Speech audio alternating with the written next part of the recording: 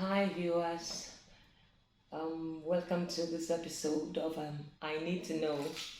I am Fatima Abimbola and this is my husband. I'm Steven, Okay. Coach Stevens. Well, it's a name he inherited on the streets from something he started doing on the streets. So I think we should talk about the streets today, how you inherited that name. Yeah. Okay, and talking about the streets, we see so many people on the streets, and it looks like can there be any better outcome from their lives? Can anything good come out of their lives? We just see them and look like, oh, these ones are, rejected, and then there is really nothing good, coming out of them. But there is some secrets on the street there that if some people find handy, it will become a tool useful to help others who are there to come out, which some of them will be sharing to you in the course of this episode today. So let's hear from Steve how he got to the streets. Yeah, of course, the street can be defined as the university of life. Yeah. University of Yeah, Life. university of life, because Okay. you don't need. It's not Yale, it's not Harvard. Yeah. Okay, it's yeah, University of Life. Yeah. Okay. And of course, you don't need too much. You don't need too much qualifications to be admitted. Yeah. Exactly. Yeah, the admission is very, very easy, but for you to maintain, to maintain your learning there is not easy. The lecturers are very strict. So can you tell us some of the lecturers like? Yeah, of course. Listen, the street is a kind of university of life. You can say it's a jungle, and of course, in the jungle is the survival of the fittest. Yes, the streets. There are a lot of activities. So A lot of activities, and the street has the keep running. capacity. Let's hear them. Yeah, the street has the capacity to make you worse. The street also has the capacity to turn the good in you into bad. Yeah. But you see, a lot of people go through the streets. They may remain a product of the street Exactly. for life. But when one thing that you should not take away is focus is inherent. It doesn't matter where you find yourself. Some people found themselves in the streets as a result of probably circumstances like parental, issues. Exactly. Probably broken homes, and there's nowhere else to go. And so the next place they found themselves is this university. Yeah. Yeah. Now, you see, the streets, it's a place whereby you need to watch your back all the time. Yeah. Really watch Yeah. your back all the You need time. to watch your back all the time. Why? Yeah, because you see all manner of courses. Yeah. Now, you see people studying stealing, people who are studying agbero, Did you hear that? people who are studying thuggery, Toggery. Okay. all manner of vices. Now, what led me to the street probably should be a story for another day, but let me tell you how the street is like. The street is a place whereby if you are not strong, fellow students of the same university, The University of the Streets. yeah, they will actually mess you up. Okay. That's the truth. So I think when I there's this instance you always give in, like they ask the guys on the street can say, hey, a guy is talking to another guy and telling him search yourself. yeah, And when he says search yourself, you just have to, bring out everything you have, every valuable you have, and you need to submit it at his feet, like you really worked it out for him, or he sent you on that errand to get that stuff for him.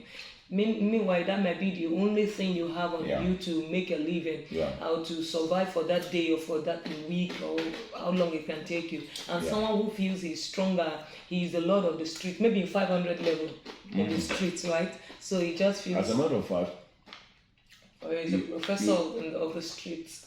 He just finds like he feels like he should have it, and you that is a fresher in the course of the street, you should go back and go and hustle again, go and find another means. They have been there, and so they know their way around. So it's like the street is just a balanced place for them, where they are no longer struggling to earn a living. All they do is exactly. You just nail it. You know why? Because I don't think 500 level is the graduating year. I think there's people who are there for probably the 100 level, not 5, not 50 year, not 50 the 50 year, the maybe the 100 year. Yeah. You understand? Because nobody graduates from the street actually.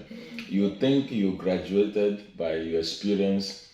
Probably you just have to look for another school, another school of thought, because nobody graduates from the street. So it's either from the course of theft to the course of thuggery to the course of touting, to the course of just name it, prostitution, armed robbery, and other vices like that. And so know. the one that looks innocent cannot, or that wants to still maintain some level of decency, just finds his or herself feeling among and blending into what is obtainable on the streets. Yeah, so, and that's exactly why I come in. You see, the streets, yes, you still see people who tends to be reasonable, you understand, but because of where they found themselves, there's nothing like reasonability anymore. But there is this thing I think that is helpful. I want to, talk to guys who are still in that university now. You can still come out of it. The truth is, you must be focused, Yes, you must be focused. And if focus is not enough, there's this God aspect. And people like us, it is only Jesus Christ that I can say that made a way for us. Having seen my heart, that it's not because I was enjoying it anyway, but I had to do what I had to do then to survive, Yeah. Could you tell us all the things you had to do? Yeah, for instance, the life. Like these muscles. Yeah, because to survive, of course, you have to train, because like you rightly mentioned earlier, a guy like you could just come out and, come up to you and said, look, search yourself. And then you see yourself offloading your pocket of all your hustle for the day. And then you understand. So you need to be strong. You need to fight your way through. Imagine that someone who is sitting somewhere because he is the kingpin of the street, just feels like, oh, this is a fresh ass in this campus. So you need to just give me what you want. And then, so when you have when you think you have also prepared yourself for anything, so they know that you know what they know. So you stay your lane, I stay my lane. You understand? So because you know that if you come to my lane, I'll give you what you want. You understand? It's just like a jungle. You maintain your lane, I maintain my lane. You understand? And the funny thing, when you begin to blend, you know that you are a tout. That's how you survive. Okay? And I know I'm a thug. That's how I survive. And so this guy maybe is a thief and all of that. Do you know nobody crosses each other's lane? That's why I say there's some form of that inherent habit, even though you're in the street, right? Like me, I never love anything stealing or maybe robbery and all of that. Yes, I could go for thuggery, and to what extent, to what level? Yeah, to any level. I worked for some. I'm sure some of the guys watching me now know. I don't want to mention their names. Big guys in the society. Then,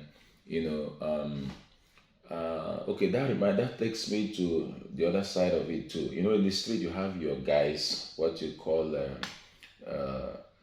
street brotherhood. All right. Your own formations. All right. So you have street brotherhood. Then you have some guys who are ready to do bouncing jobs. Election is coming. You get to work and all of that. So you guys are ready. You train for it. You You see, understand? now elections are around the corner. You just find that some of the people who you see actually doing, thuggery or helping out these politicians actually don't feel like it. It's They not don't have a because choice. it's not because they want to, but the situation they find themselves has forced them into A it. lot of them don't have a So choice. if someone who knows and has their code language can walk up to them sometimes and just say, guy, this stuff you are doing, is it really from your heart? And except for those who are truly made up, on their heart, just like we've learned over time that there are sons of perdition. Even when 12 were following Jesus, there was the Judas that said, no way, he's the son of perdition, so he's not going to change, despite Jesus' sermon that changed a lot of lives. Judas wasn't part of those who changed. So, except for such guys who have refused or who are not going to change, then you can just leave those ones. But there are so many out there who can still change, who can still have a U-turn. If you have their code language, you're just at least a little bit mild on them. You never can tell what pushed them to the streets. Yeah. Broken homes, single parenting could have pushed them to the streets. Yeah. A loss of parents, being an orphan could have pushed them to the street. Yeah. Just name it. All those challenges here and there could have. Even they might be with their parents, but there is just nothing for them to hinge on at home. There's nothing for them to hold on to that they have. Sometimes the street is better than the home too. Because I know some folks, right? Okay. They've got a home, but their parents cannot afford anything. Exactly, and I think that brings me to a particular story I had. I've experienced while I was that was like say 2006 or thereabout, 2006 or 2007. I can't really remember the year now. In the choir where I used to be, there was this brother there who was on his way to work that morning, and at the bus stop, he just saw a girl looking lost, and she didn't know what to do. She was just looking so lost. So he stopped by, even though he was in a hurry, but he took time and stopped and noticed that the girl was just looking unsettled. And she's a very young girl, a teenager, about 13 or thereabout. And he stopped and talked to her. I said, "Where are you going to? Why are you looking like this?" And she said she's just going anywhere. The guy was like, anywhere was where? So they, got talking, and he discovered that she actually left home. And where is her home? It's a one room, face me, I face you. At our palace, as you say it, face me, I face you. And in that room, the father is there, the mother is there, and there were about 8 children or thereabout in that room. So she's the first of them. So she said there is nothing she does that pleases anyone in that house, and nothing is ever enough for them in that house, and she's tired of it. So she's just going anywhere. And she's a young girl. So that morning, he had to alter. You can see the street is even better than the home. The street was better than the home. So he altered what he was doing. He had to call me up and say, "Hey, your bus stop is next to this bus stop where this guy is standing. Please just do us a favor, come out immediately, wherever you are, just come out immediately and come and pick this girl." And that's why I picked her, and I had to abort her. Even in the house where I was still squatting as a student, I was just a student in the house where I lived, but I had to keep her there. And that was how I started taking her to church, and she was, she actually got some sense, and we took her back to the house with a couple of people, Apostle Faith Thompson. We took her back to the house, and Ikechukwu, and we took them back. You see, that's just it. That's where the mindset comes in now. Are you still in this, on the streets, and probably you think there's no way out? I can assure you there's a way out. Because when God sees your heart, that actually you are not there because you liked it, but because you had no choice. God makes a way. He really does. If people like us could still be where we are today, anybody can be helped. That's the truth. The street is a place whereby if you allow the life of the streets, to get to you and become part of you without focus, you think that's the only life to live. Just take, for instance, when you are in a room that has no light, over time you think that's the standard. Begin to see things faintly, and you think You start blending in yeah, with the things you that are start in the blending room. with the You darkness. start You're touching not seeing things. clearly, but you are You just start everything seeing looks images faint. Yeah, faintly. exactly. So the life on the streets are not a standard. I want to say this, but see, it's full of every other vices that are not good. All right, but you see, there's a strength to it, and that's why I find it difficult to, leave those guys there. I always want to see a way to reach them because they are my first constituent. Yeah, I love them so much, and they love me. You know why? Because I understand the language. That's where I came out from. They know me, I know them, and we can relate. We can relate, even though now. I think we need to go right now. If you find this video useful, or you think you're on the street and you have questions to ask, and you think you have some other things or suggestions you can also prefer to somebody who is on the street, Yeah. you can please follow the link in our bio, and just drop your own comment, leave a comment in the comment sections, and We'll sure do justice to it. Yeah. We're here for you, honestly speaking. I'm so excited each time I'm talking to you. You know what I'm saying? So we'll come back to you. Please, let's do have your questions, in the comment box so that we can, do justice to it as much as we can. Until then, I'm Coach Stevens.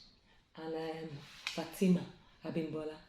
Don't worry, I'll tell you the mystery behind my name next time. Fatima Bimbola Stevens. Yes. I paid now. And I know you paid, don't worry. Is anyone contesting it? Fatima Abimbola Stevens. Don't worry, it's like sounding like Northern Yoruba, and